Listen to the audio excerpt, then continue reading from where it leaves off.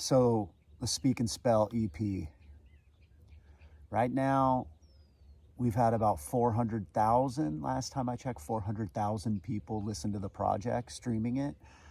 That's crazy to me. 400,000. So I have my fingerprints on that project. I picked the beats from Wiardon.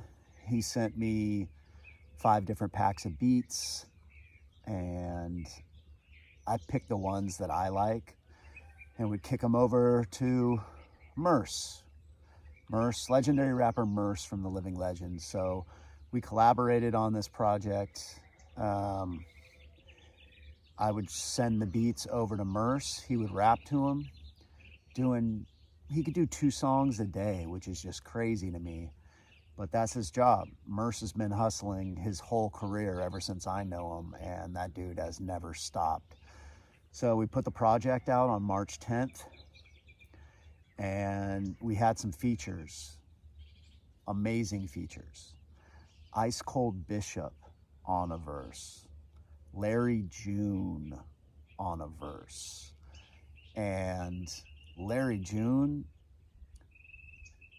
the best album released last year might be Larry June and Alchemist's album. And I think it was a weak year for hip-hop in general.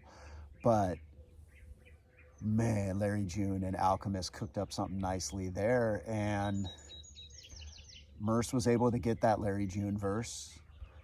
And we had a video of it, him working on it from, I don't know, I think they were in Mexico City. I think he was with Alchemist in Mexico City, or maybe up in the Bay.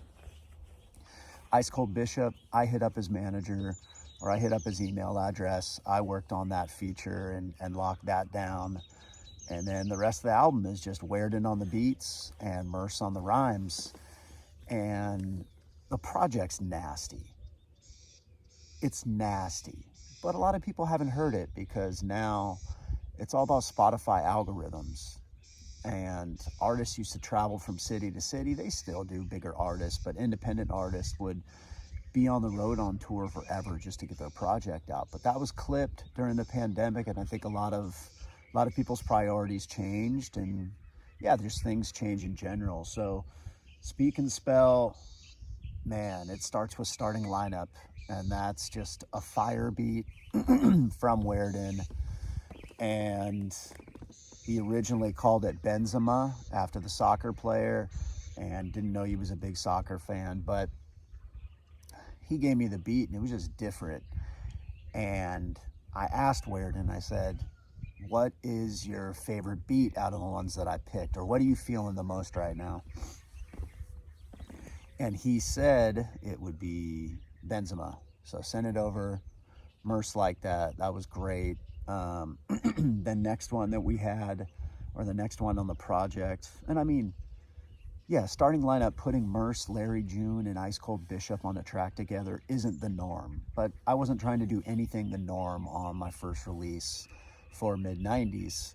And second song, 1928, is Murs in the pocket. It's reminiscent of his work with Ninth Wonder back in the day. And I mean, we're about to have the 20th anniversary of 316, the 9th edition. Like that's a major album for a lot of us. And yeah, 1928, smooth. Then we get into Spaghetti at the Getty.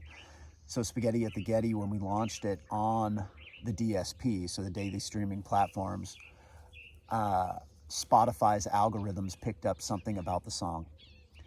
And what they did is all of Murs' followers on Spotify were served that song in their new release radar. What's cool about Spaghetti at the Getty is the beat reminds me of some Mad Villain stuff. I mean, it takes you back to the Stones Throw Mad Villain era. And beat nasty. Murs names dropped me about Timmy C, and he's just, it's dope.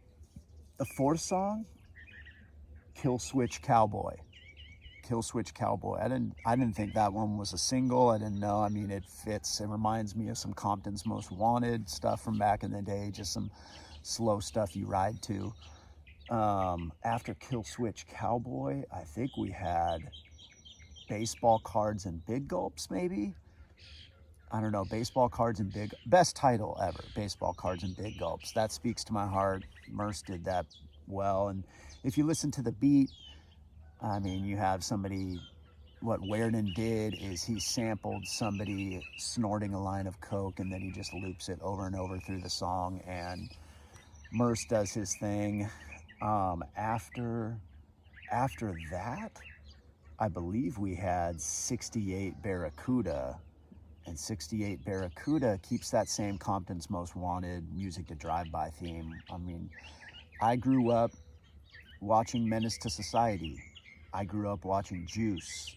I grew up watching Boys in the Hood. I watched Blood In, Blood Out. I watched every gangster movie that you can think of. Juice, come on, Juice was on rotation. 68 Barracuda to me is somebody driving down the street in a bucket with their homies, and you got your buddy hanging out shotgun, literally with the shotgun, ready to just blah. I always saw it in movies. I always thought it was the sickest shit. So that's what that song is to me, and I think Murs did a great job of it. Fantastic song. Hopefully I'm not missing a song. We had Gratitude. Gratitude ended the track. I always like when rappers would come on and tell a little story to end an album, you know, to feel you send it off the right way. So that was the Speak and Spell project. Trying to think if I forget any of the tracks, but I mean, 1 year ago today,